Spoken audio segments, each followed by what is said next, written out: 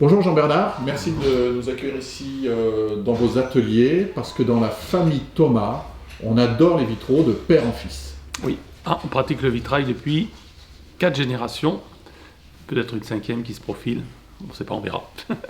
Et c'est une belle histoire puisque ça remonte à l'arrière-arrière-grand-père qui s'est pris de passion pour ce métier. Ça remonte à mon arrière-grand-père qui a commencé il y a très longtemps, fin du 19e siècle, en 1878 à Valence, pour réparer les vitraux de la cathédrale de Valence.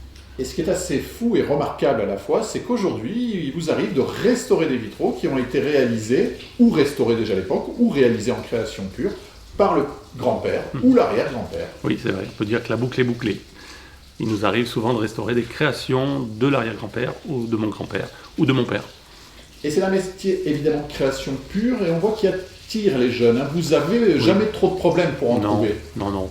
Il y a une filière d'apprentissage, il y a un CAP et on a à peu près une vingtaine de demandes pour faire un apprentissage par an.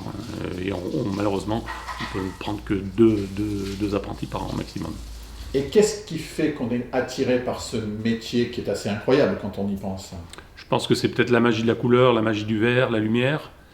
Le fait que c'est un métier du patrimoine, donc ça permet d'aller dans des endroits où on ne peut pas aller habituellement, de voir des choses, de voir du pays, parce qu'on se déplace beaucoup, partout en France, même à l'étranger. On restaure actuellement des vitraux qu'avait réalisé mon grand-père dans les années 60 au Palais des Nations africaines à Addis Abeba.